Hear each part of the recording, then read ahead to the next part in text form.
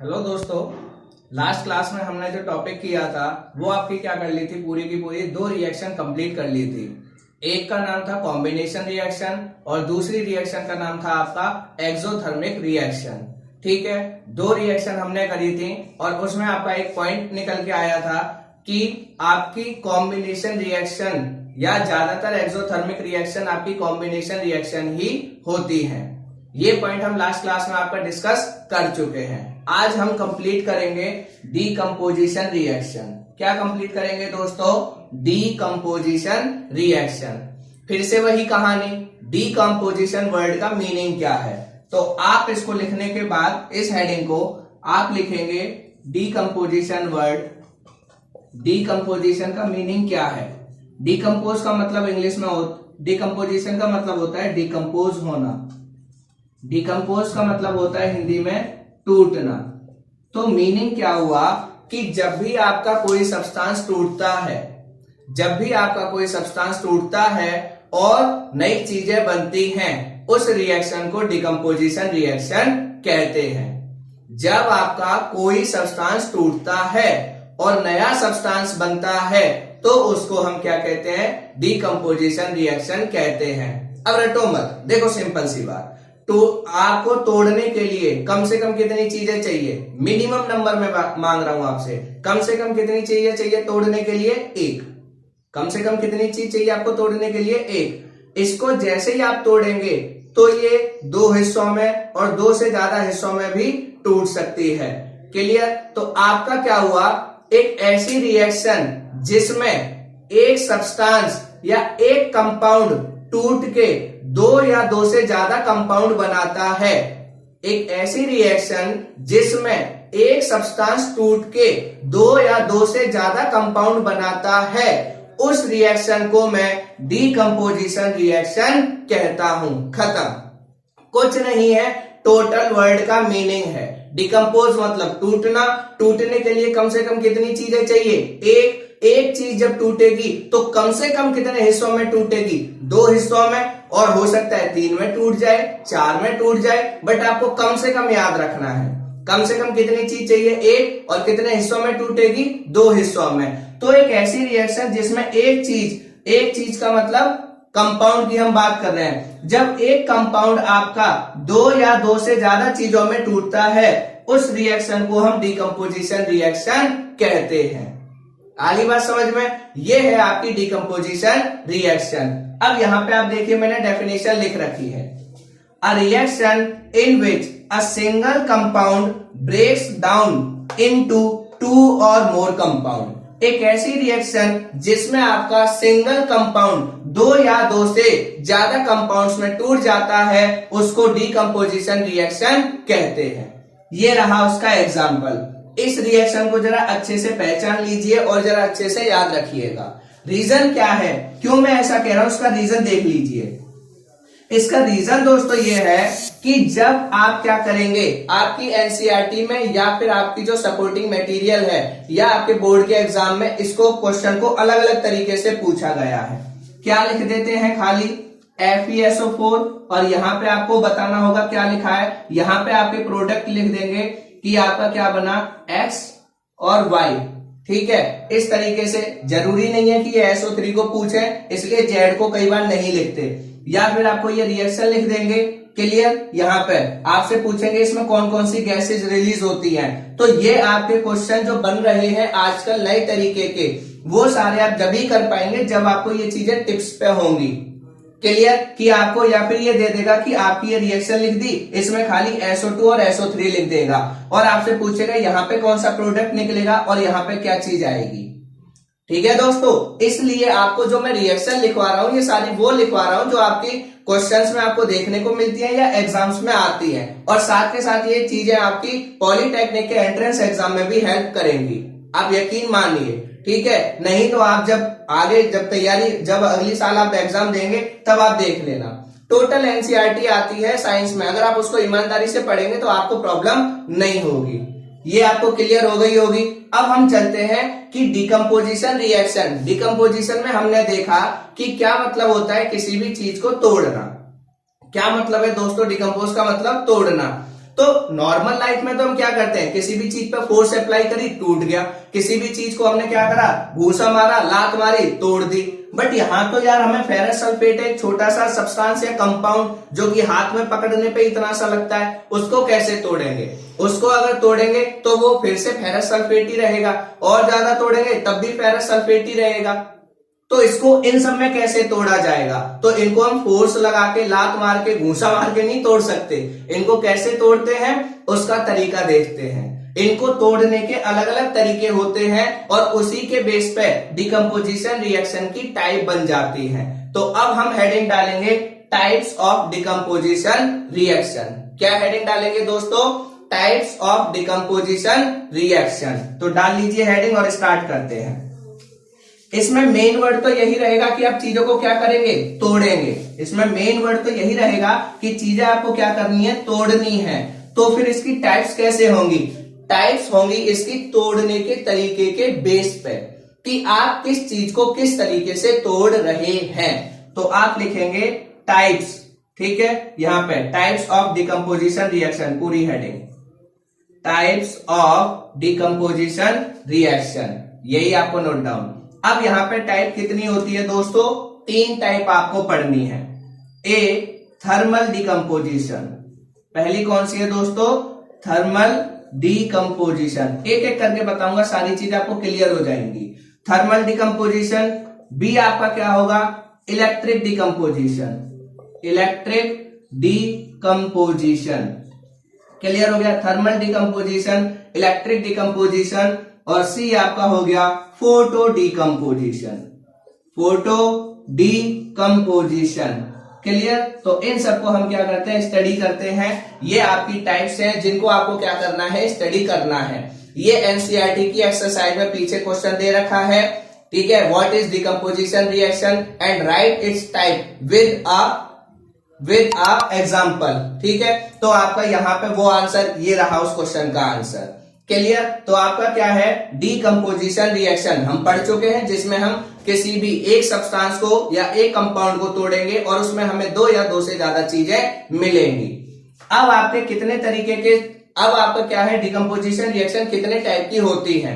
हमने बोला 3, thermal decomposition, electric decomposition, photo decomposition. अब ये क्या है, ये इसके बेस पे किया गया है कि आप किसी भी चीज को कैसे तोड़ सकते हैं, कितने तरीकों से तोड़ सकते हैं, उसके बेस पे इनकी टाइप बनाई गई है। अब मैंने आपको क्या किया था, एक एक वर्ड, थोड़ी जगह कम है तो आप एडजस्ट कर लेना, मैं बोल रहा हूं, डेफिनेशन लिखवाऊंगा जब एक एक करके, बट अभी के लिए मैंने कल भी आपको बताया था, थर्म वर्ड जहां भी आ जाए केमिस्ट्री में, थर्म का मतलब हमेशा क्या होता है, हीट, हमेशा। ये बस आप वर्ड का मीनिंग याद रखिएगा, आपको कभी प्रॉब्लम नहीं होगी। थर्म का मतलब हमेशा दोस्तों क्या होता है, हीट। और डिकम्पोज का मतलब अभी हम देख ही चुके हैं, टूटना। तो अब जरा इन दोनों वर्ड को जोड़ना, क्या होगा इनका मीनिंग, हीट देकर तोड़ना। तो जब हम किसी भी सब्सटेंस को हीट देकर तोड़ते हैं उसको थर्मल डिकम्पोजिशन कहते हैं।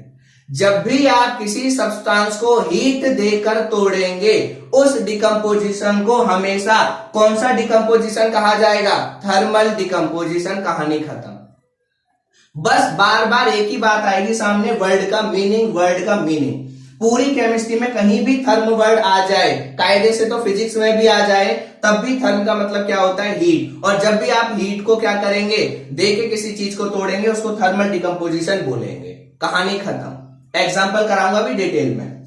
दूसरा इलेक्ट्रिक डिकम्पोजिशन, ये तो आपको बताने की जरूरत ही नहीं है, नाम ही चिल्ला चिल्ला के बता रहा है कि मेरा काम क्या है। इलेक्ट्रिक मतलब इलेक्ट्रिसिटी, इलेक्ट्रिक मतलब दोस्तों क्या हो गया, इलेक्ट्रिसिटी। तो जब आप किसी चीज को इलेक्ट्रिसिटी देके तोड़ते हैं, जब आप किसी चीज को इलेक्ट्रिसिटी देकर तोड़ते हैं तो उसको हम कौन सा डिकम्पोजिशन कहेंगे, इलेक्ट्रिक डिकम्पोजिशन।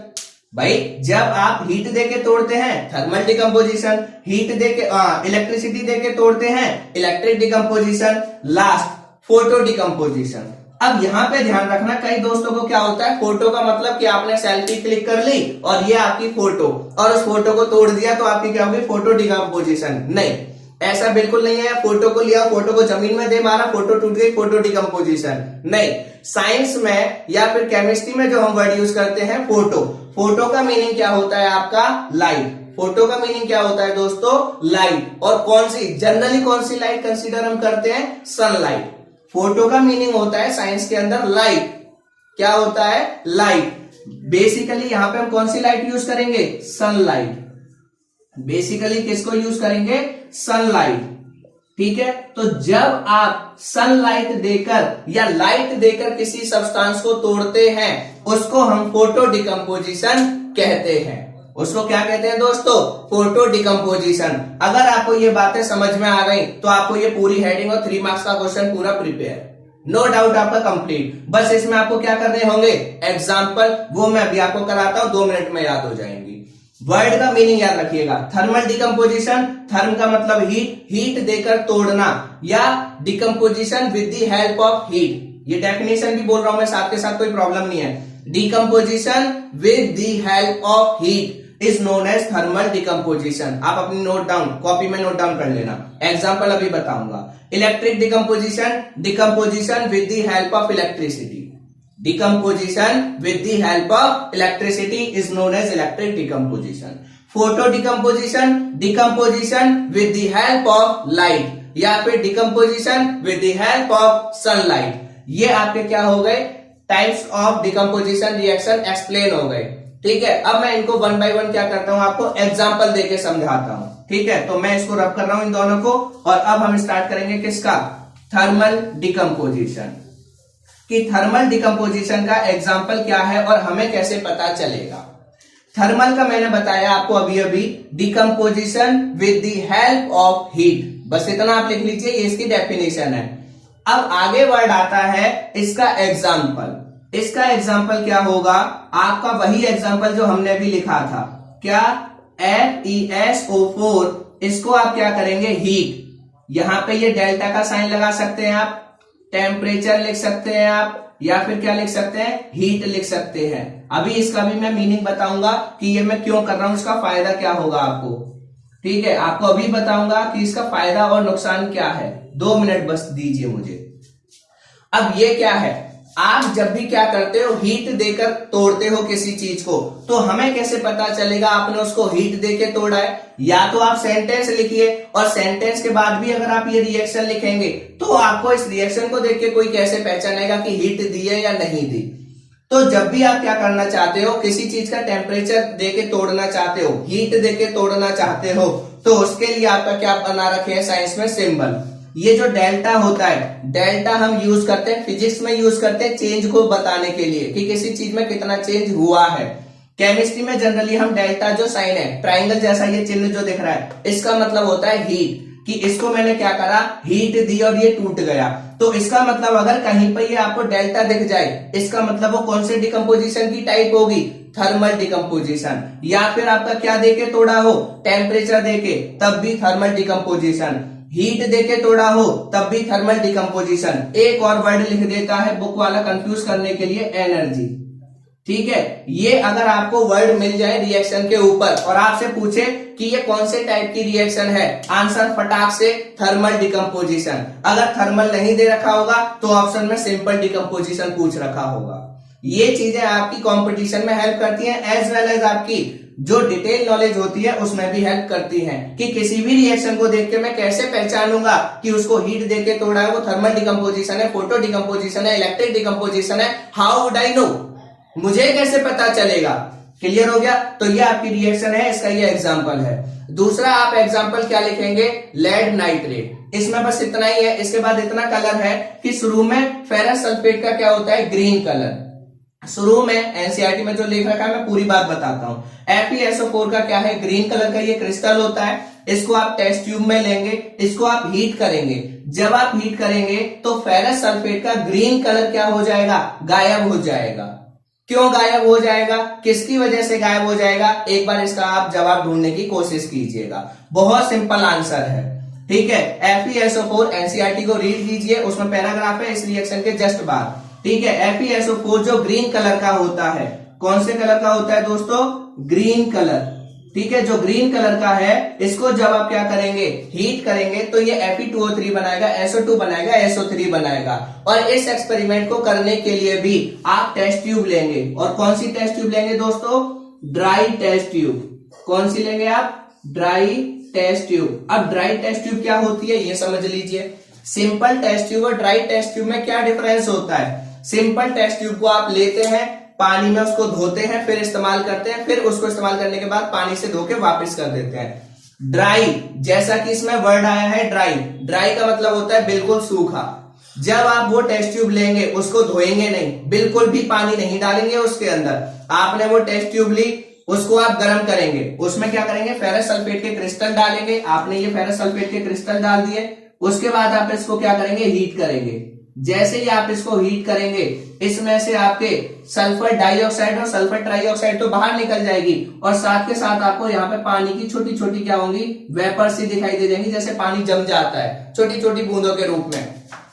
अब क्वेश्चन कि ये जो पानी है, हमने तो इसको ना तो धोया टेस्ट ट्यूब को, क्योंकि ड्राई है। ड्राई का मतलब ध्यान रखना जिसमें पानी बिल्कुल भी इस्तेमाल नहीं होगा। अगर आपने ड्राई टेस्ट ट्यूब लेके उसको धो दिया या उसमें पानी डाल दिया, वो यूजलेस, बेकार, फिर आपको वो डिस्कार्ड करनी पड़ेगी, फेंकनी पड़ेगी। ड्राई टेस्ट ट्यूब आपने ली, उसको हीट किया, फेरस सल्फेट भी बिल्कुल जैसा सूखा क्रिस्टल था वो डाला, फिर इसमें ये पानी कहां से आ गया, ये वही पानी है जिसकी वजह से इसमें ग्रीन कलर था।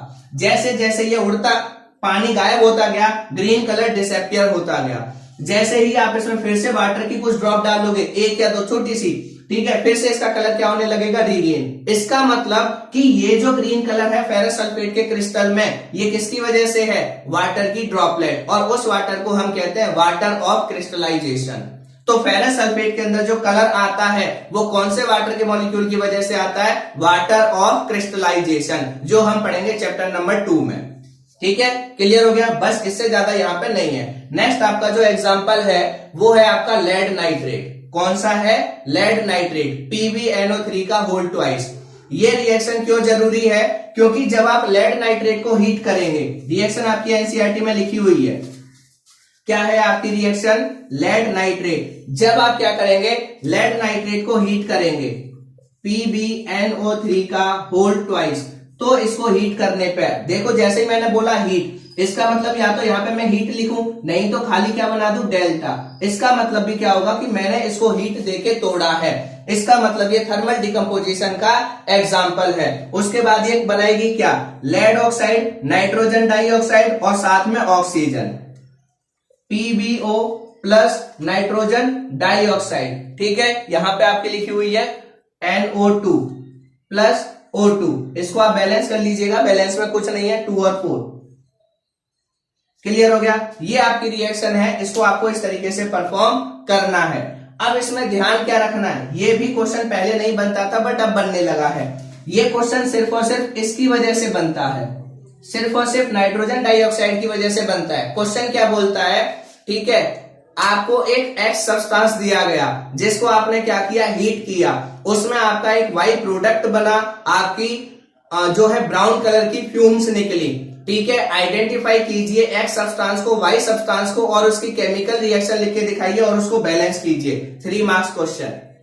क्लियर, तो जब तक आपको पता ही नहीं होगा कि कौन सी रिएक्शन में ऐसा होता है तो आप आंसर लिख ही नहीं सकते। तो आप हमेशा ध्यान रखना, नाइट्रोजन डाइऑक्साइड की हमेशा क्या निकलती है, ब्राउन कलर की फ्यूम्स।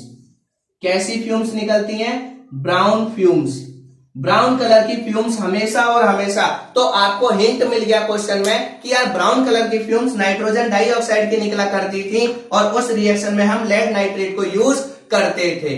तो ये दोनों ही आपकी थर्मल डिकम्पोजिशन है, और दोनों की दोनों बोर्ड के एग्जाम में आती है। वैसे तो सारी किताब, क्योंकि इतने साल हो गए बोर्ड को एग्जाम कराते हुए, तो लगभग हर क्वेश्चन रिपीट हुआ है, बट मेरा काम है आपको एक एक चीज बताना, इसलिए मैं एक एक चीज आपको बता रहा हूं। ब्राउन फ्यूम्स, ठीक है, नाइट्रोजन डाइऑक्साइड की जनरेट होती है। इसके बाद आगे electric decomposition and photo decomposition. I hope ये क्लियर हो गया होगा। इसमें आप डेल्टा भी लिख सकते हो, हीट भी लिख सकते हो, एनर्जी भी लिख सकते हो, टेम्परेचर, चारों में से अगर कोई भी वर्ड लिखा हुआ दिख जाए, चाहे एरो पे चाहे इस तरफ प्लस करके, दोनों का मतलब एक ही होता है, घबराना मत। इसका मतलब वो क्या होगा, थर्मल डिकम्पोजिशन। ये आपने लिख लिया होगा, ये बहुत जरूरी पॉइंट है, लिख लीजिएगा। अब आगे आते हैं इलेक्ट्रिक डिकम्पोजिशन। किस पे आते हैं दोस्तों? Electric decomposition. इलेक्ट्रिक डिकम्पोजिशन में आपको कुछ भी नहीं करना है। इलेक्ट्रिक डिकम्पोजिशन के अंदर सिर्फ और सिर्फ क्या याद रखना है कि जब आप इलेक्ट्रिसिटी देके तोड़ेंगे, कौन सा decomposition? Electric decomposition. Electric decomposition, इसमें क्या होगा, आप किसी भी चीज को इलेक्ट्रिसिटी देकर तोड़ेंगे तो decomposition with the help of electricity. इसका एक ही एग्जांपल है, एक मात्र आपको याद रखना है जो आप अपनी डेली लाइफ में करते हैं, पानी को गर्म करना। भाई सर्दियां आती है, पानी गर्म करते हो, उसमें आपने क्या किया, पानी लिया आपने और पानी के अंदर क्या डाल दी, रॉड, और उसको क्या सप्लाई करते हो, करंट। तब वो क्या होता है, टूटता है। बट आप कहोगे कि वो पानी तो टूटता है बट उसमें तो हमें कुछ दिखता नहीं है, वो तो खाली क्या होता है, गर्म होता है। बिल्कुल सही बात है, इसके पीछे रीजन है। इसके पीछे रीजन क्या है अभी बताता हूं, पहले एग्जांपल लिख लीजिए। H2O, इसको हमने क्या किया, डिकम्पोजिशन, क्या देके तोड़ा, इलेक्ट्रिसिटी। तो यहां पे लिखा होगा इलेक्ट्रिसिटी। इससे हमें पता चला कि हमने इसको इलेक्ट्रिसिटी देके तोड़ा है, और हमें अभी नहीं पता कि तोड़ा है। तोड़ने का कैसे पता चलेगा, जब यहाँ पे एक ही जगह दो चीजें निकलेंगी, H2 प्लस O2। अब पता चला कि ये डिकम्पोजिशन है, और कौन सा, इलेक्ट्रिक डिकम्पोजिशन। ठीक है, तो H2O2, तो यहाँ पे ये 2 इधर क्या हो जाएगा, ये 2 इधर आपकी कंडीशन। अब देखिए इसमें क्या हो जाएगा, इलेक्ट्रिक डिकम्पोजिशन में आपका आ जाएगा यहाँ पे कंडीशन क्या है, जो हम नॉर्मली सर्दियों के टाइम पे पानी गर्म करते हैं वो कभी भी आपको हाइड्रोजन और ऑक्सीजन में टूटता हुआ दिखाई नहीं देता। वो सिर्फ और सिर्फ क्या होता है, बॉयल होता है, गर्म होता है, उबलता है। वो हाइड्रोजन और ऑक्सीजन में कभी टूटता हुआ दिखाई नहीं देता, पानी का लेवल पूरा गायब हो जाता है। ऐसा इसलिए दोस्तों क्योंकि आपने उसमें एसिड यूज नहीं करा है। अगर आपकी एनसीईआरटी में ये एक्टिविटी दी गई है, इसमें आपको बोला गया इसमें एसिड की कुछ ड्रॉप डालिए, इसमें जैसे ही आप एसिड की कुछ ड्रॉप डालेंगे, जब ये एक्टिविटी करेंगे, एसिड डालने की वजह से अब ये बॉयल नहीं होगा, क्या होने लगेगा, डिकम्पोज होने लगेगा। बहुत स्मॉल ऑब्जर्वेशन है बट आपको करनी पड़ेगी, सीखनी पड़ेगी।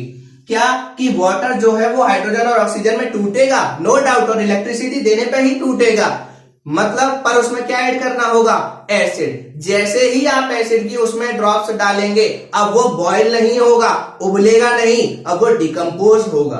अब वो क्या होगा, डिकम्पोज। तो सेम वाटर जो आप गर्म कर रहे हैं वो ब्रेक होने लगेगा हाइड्रोजन ऑक्सीजन में, जब आप उसमें एसिड की ड्रॉप और डाल देंगे। कायदे से यहाँ पे आपको एसिड और लिखना चाहिए बट आप इतना नहीं लिखेंगे क्योंकि वो हायर में और स्टडी करेंगे, हायर क्लासेस में। अभी बस आप याद रखिए इसका एग्जाम्पल कि वाटर को जब मैं इलेक्ट्रिसिटी देके तोड़ता हूं तो वो हाइड्रोजन और ऑक्सीजन में टूट जाता है।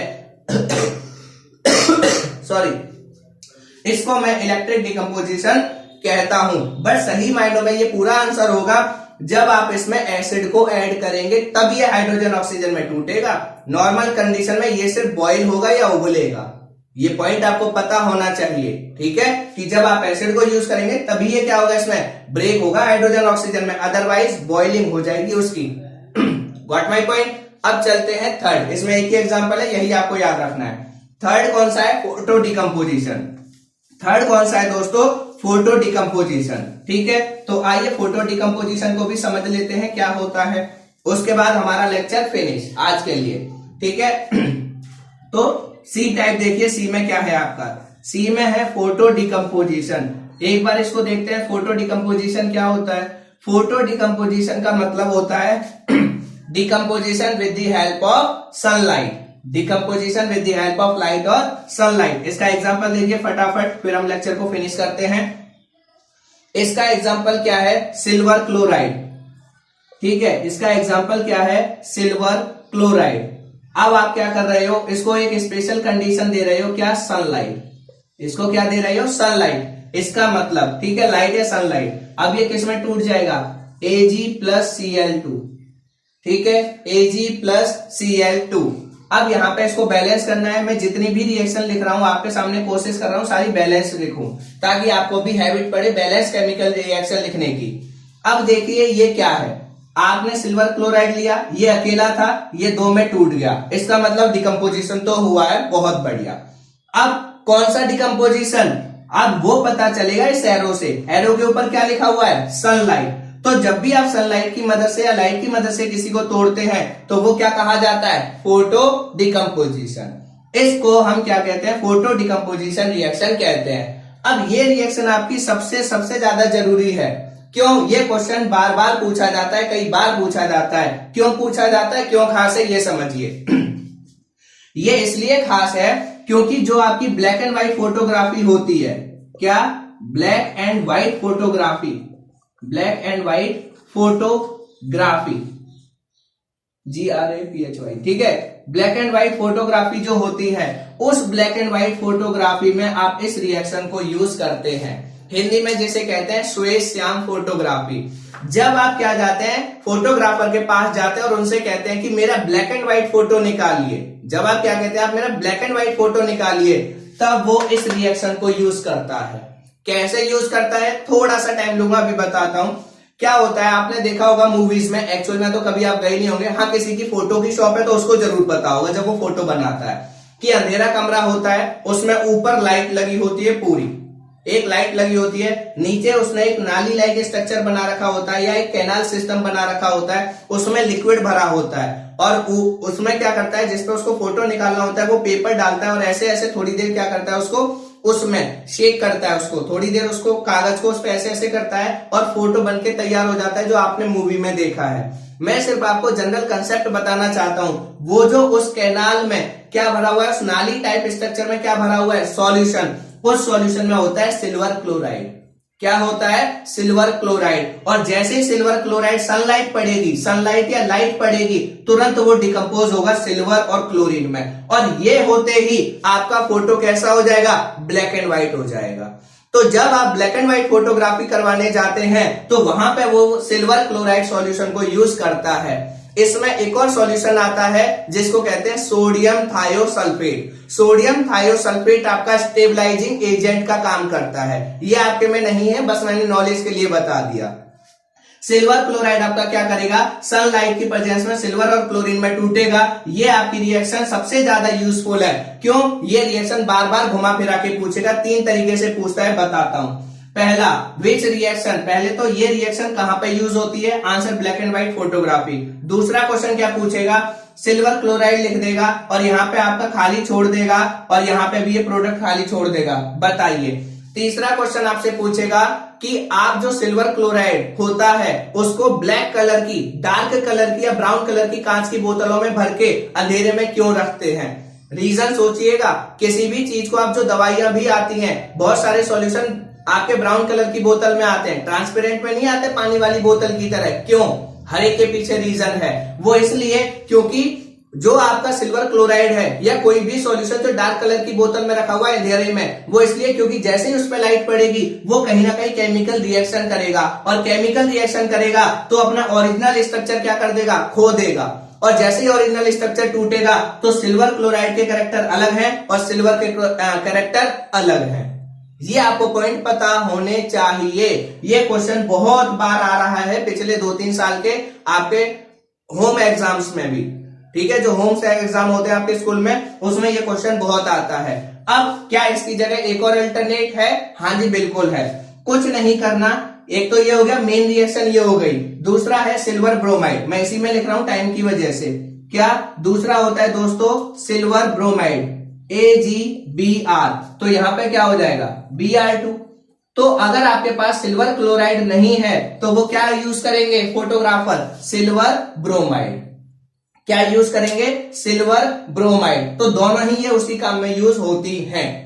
क्लियर हो गया पॉइंट। ये आपकी थी पूरी डिकम्पोजिशन रिएक्शन, जो सारा का सारा कंसेप्ट खत्म हो गया। अब इसमें अगर आपको कोई क्वेरी हो, कोई क्वेश्चन हो, कोई डाउट हो, प्लीज पूछिएगा कमेंट सेक्शन में, और वीडियो को लाइक कीजिए, शेयर कीजिए और चैनल को सब्सक्राइब कीजिए, ठीक है। ये आपको पॉइंट ध्यान रखने थे।